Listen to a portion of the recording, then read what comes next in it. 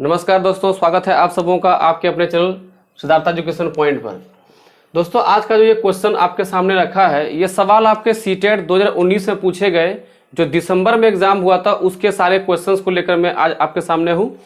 और पहला सवाल जो कि डायग्राम से जुड़ा हुआ क्वेश्चन है। आप लोग एग्जाम में करते क्या है कि डायग्राम को देखते ही पहले आप लोग डर जाते हैं। देखिए कि सवाल कितना आसानी से डायग्राम क्वेश्चन बन सकता है, बहुत ही कम टाइम में बनेगा। आप अच्छे से समझने का प्रयास कीजिए और इसका टेक्निक को आप यूज करने का कोशिश कीजिएगा अपने प्रैक्टिस सेट में। चलिए पहले क्वेश्चन को देखते हैं। कहता है सुपर बाजार में सब्जियों की मूल्य सूची। ये एक सूची तैयार की गई है जो कि कहाँ का है, सुपर मार्केट का है। वस्तु है टमाटर, आलू, गाजर, लौकी, मिर्च और नींबू।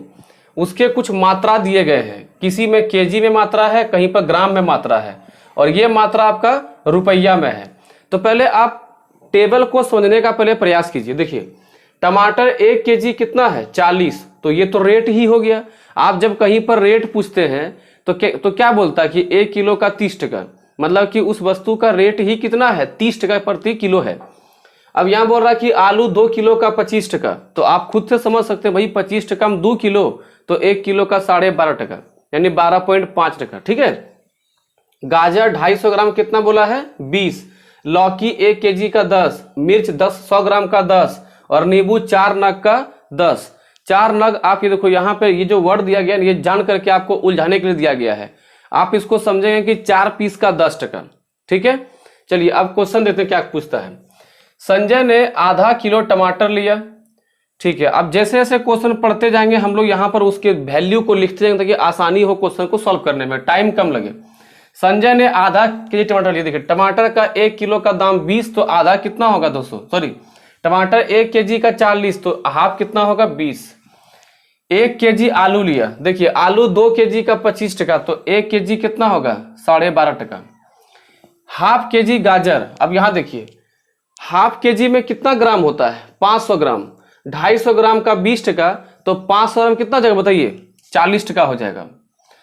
फिर कहता है कि 250 ग्राम मिर्च। अब यहां देखिए मिर्च का 100 ग्राम का 10 टका, तो 200 ग्राम कितना हो जाएगा, 20 टका, और 50 ग्राम कितना हो जाएगा, 5 टका और जोड़ना है उसमें। यानी 100 ग्राम का अगर 10 टका तो 250 कितना हो जाएगा दोस्तों, कितना हो जाएगा, 25 टका। तो हम यहाँ कितना रखेंगे, 25। अब कहता है कि 6 नींबू खरीदे। तो नींबू 4 नग का कितना है, 10 टका, तो 6 कितना होगा, 4 टका का 10, तो 4 नींबू का 10 टका, तो 2 नींबू का 5 टका, तो 10 और 5 कितना हो जाएगा बताइए, 15। देखिए 4 नींबू का 10 टका लिए और 2 इसमें नींबू और जोड़ दिए, तो 2 नींबू कितना हो जाएगा, 5 टका और हो जाएगा, कितना बताइए, 15 हो जाएगा। अब कहता है कि उसने बिल काउंटर पर 200 रुपया का नोट दिया, उसे कितने रुपये वापस मिलेंगे। ठीक है। तो पहले हम ये देख ले भाई कितना रुपया उसका बिल बन रहा है, तब तो वापस करेगा। यहाँ 0.5 आ जाएगा, 5 5 10, 10 2 12, 4 2 6, 7 2 9, 1 10, 10 और 1 11, 112 रुपया 50 पैसा उसका बिल बनता है। वो दिया कितना है, 200 रुपया, उसमें से आप 112.5 हटाएंगे तो आपका मान आ जाएगा 87 रुपया 50 पैसा। ऑप्शन नंबर बी इसका। ये दोस्तों अगले क्वेश्चन को देखते हैं। यह सवाल आपका क्षेत्रमिति से जुड़ा हुआ है। क्षेत्रमिति में वो भी कौन, क्षेत्रफल चैप्टर से जुड़ा हुआ है। कहता है एक 180 मीटर लंबी तार को एक आयत का रूप दिया गया। यदि आयत की चौड़ाई 30 सेंटीमीटर है तो इसकी लंबाई क्या होगी। ऑप्शन आपको दिए गए हैं 45, 60, 90, 120। आप पहले सवाल को समझने का प्रयास करिए कि जैसे मान लीजिए आपके पास एक तार है, यहाँ तार तो हमको दिख नहीं रहा है, चलिए ये इसी रस्सी को उठा लेते हैं। मान लीजिए, सॉरी रस्सी भी नहीं खुलेगा। मान लीजिए आपके पास एक तार है, उस तार को आप कैसे मोड़ दिए गए हैं, कैसे मोड़े हैं, आयताकार रूप में मोड़े हैं। ठीक है। और इस तार की लंबाई कितनी दी हुई है, 180 सेंटीमीटर। तो जब आप एक तार को आयताकार रूप में मोड़ेंगे तो क्या ये आयत का जो ये बाहरी पूरा ये जो तार इसमें जो ये दिखेगा ये बाहरी, उसकी आखिर लंबाई कितनी होगी, 180 हो जाएगा। और एक आयत में ये सामने सामने क्या होती है, लंबाई, और ये सामने सामने क्या होती है, चौड़ाई।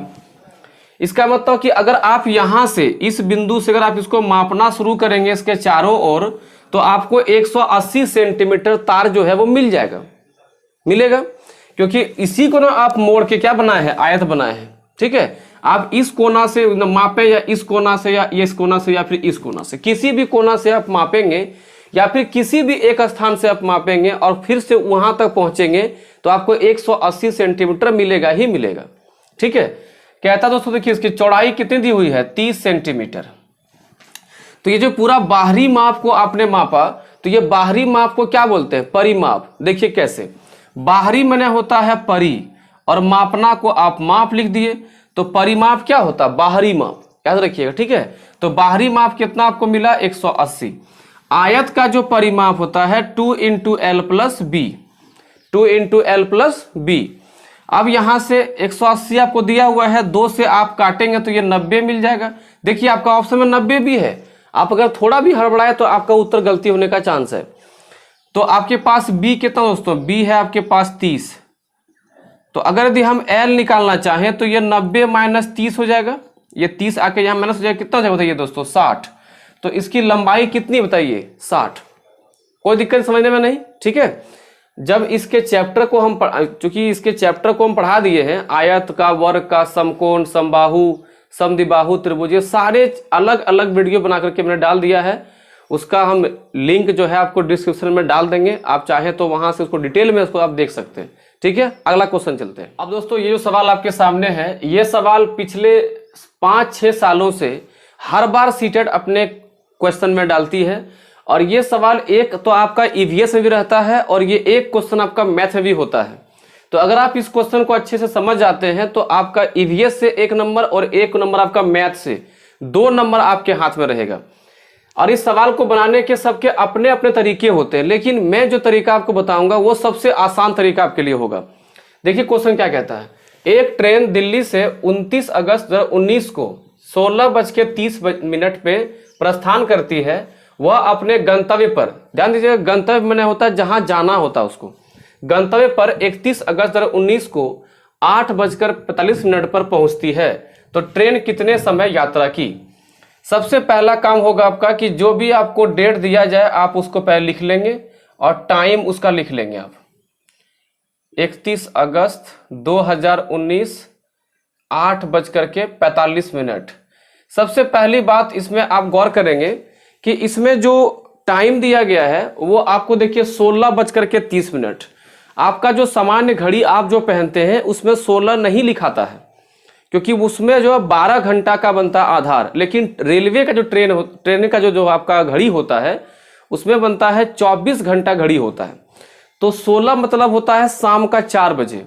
ठीक है, और सुबह के 4 को वो 4 ही लिखेगा, जबकि शाम के 4 को वो 16 लिखेगा। क्यों, 12 के बाद गिनती करिए, 13, 14, 15, 16। शाम के 6 को क्या लिखेगा वो, 12 और 6 18। शाम के 8 को क्या लिखेगा वो, 12 और 8 20। ये सब गौर कीजिएगा। रात के 11 बजे क्या लिखेगा वो, 23 बज करके समथिंग। क्योंकि आप मोबाइल चलाते होंगे तो आपको ये 23, 19 ये सब चीज समझ में आता होगा, क्योंकि मोबाइल में भी ये फॉर्मेट रहता है। अब यहां गौर कीजिएगा, देखिए बीच में जो आपका 30 अगस्त जो है ये तो पूरी गायब हो गया है। 29 को आप ट्रेन में चढ़े और कब उतरे आप, 31 को। मतलब कि 30 का जो दिन था वो पूरा का पूरा आपने कहां बिताया, ट्रेन में ही बिताया। यानी कि 30 का पूरा 24 घंटा आप ट्रेन में ही रहे। 29 अगस्त को आप ट्रेन में चढ़े कितने बजे, शाम को 4, 4:30 बजे। तो 4:30 से 29 अगस्त को खत्म होने में कितना समय लगेगा। कोई भी दिन खत्म होता है रात को 12 बजे, तो 12 बजने में 4:30 से 7.5 घंटा लगेगा। क्योंकि अगर 4 बजे चढ़ते तो 4 से 8 घंटा और आगे आते तो 12 बजता रात को, लेकिन 4:30 में गया है तो 7.5 घंटा लगेगा। यानी 7 घंटा 30 मिनट आप 29 अगस्त को ट्रेन में रहे। अगर 31 की बात करें तो 30 अगस्त खत्म हुआ होगा 12 बजे रात को, और वहां से 31 अगस्त शुरू होता है। तो 31 अगस्त अगर हम 12 रात की बात गिनती करें तो 8 बजा है, मतलब सुबह के 8, यानी ये 31 अगस्त को 8 घंटा 45 मिनट तक ट्रेन चली है। अब इसको जोड़िए, 5, 4, 3, 7, 24 और 8 32 और 7, सॉरी 24, 8, 32, 32 और 7 दोस्तों कितना हो गया, 39। नहीं होगा जी, 24, 8, 32, ठीक है, और 7 39। तो अब ये बताइए आपका मान कितना आ रहा, 39 घंटा 75 मिनट। आप एक चीज गौर कीजिएगा, क्या 75 मिनट कभी किसी घड़ी में हो सकता है? नहीं, क्योंकि 60 मिनट का लिमिटेशन होता है।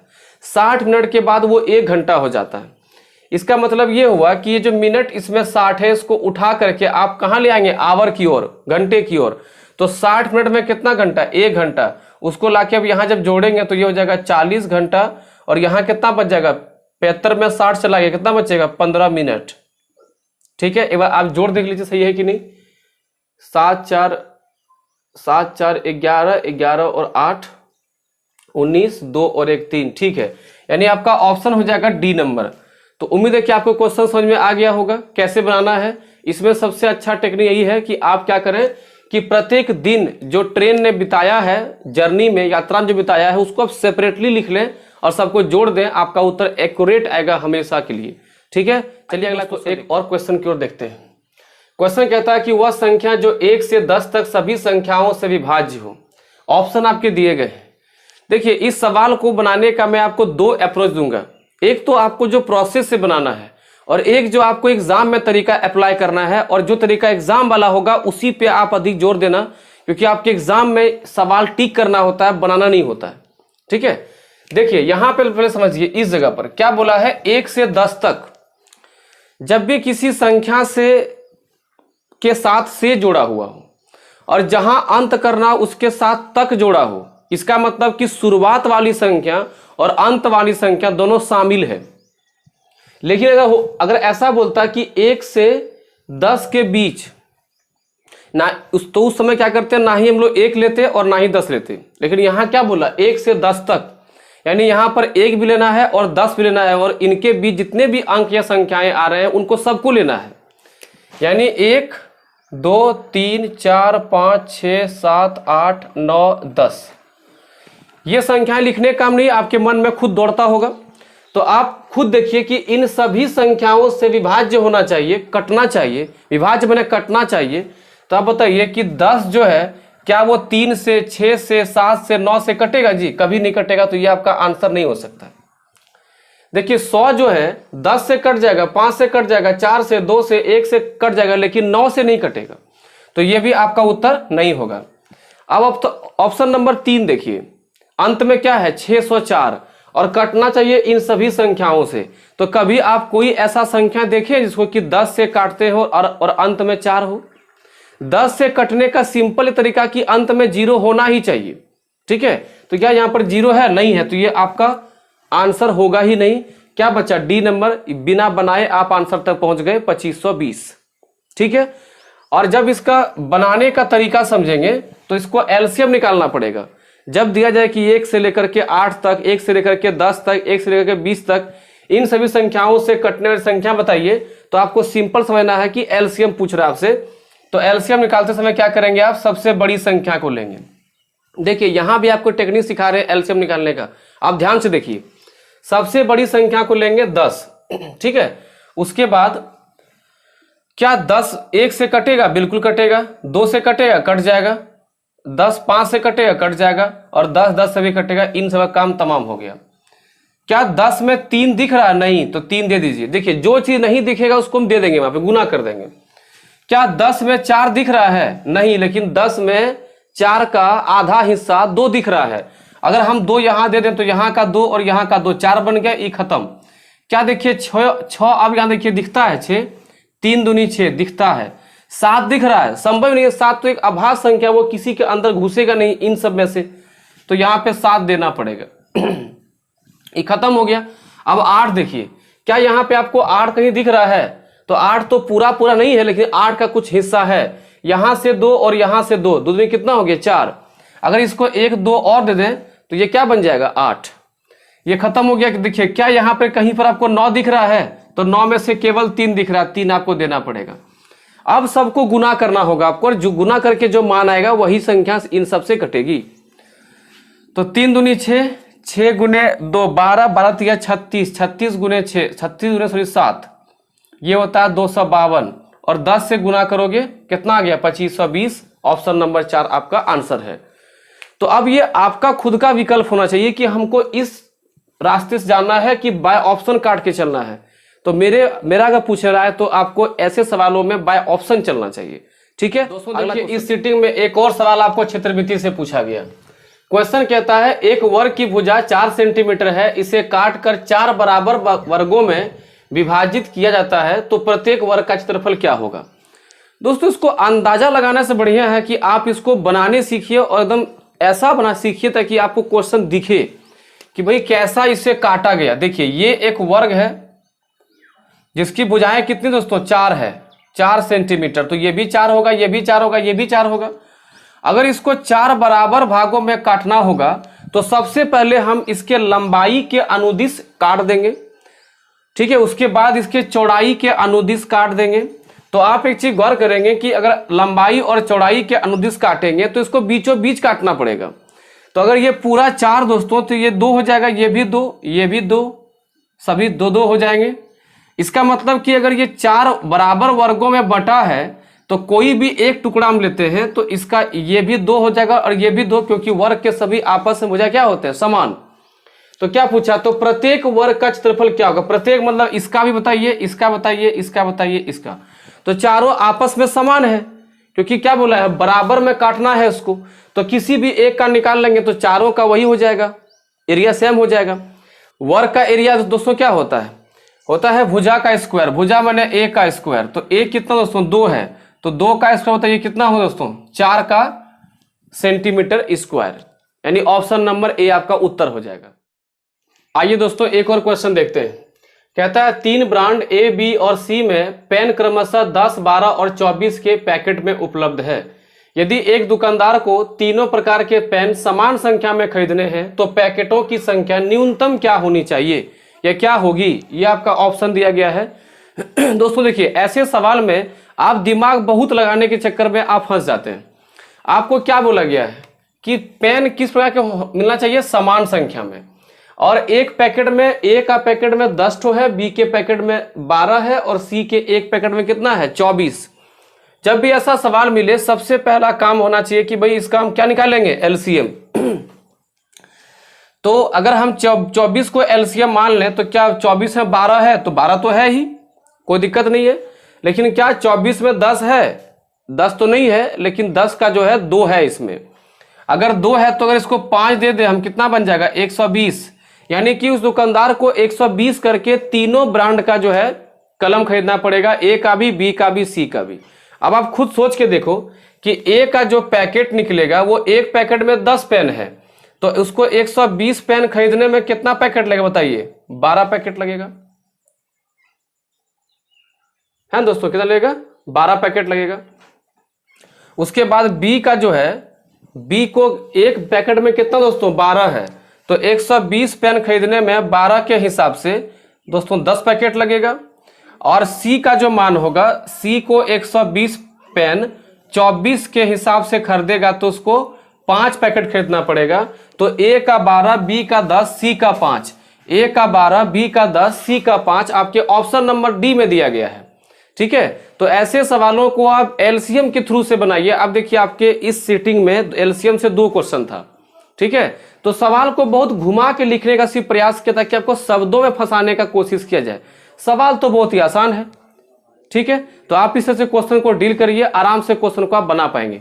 चलिए अगला क्वेश्चन देखिए। आइए दोस्तों हम लोग अगला क्वेश्चन देखते हैं। क्वेश्चन कहता है कि आरोही क्रम में व्यवस्थित करने पर निम्न में से कौन सी संख्या तीसरे पर होगी।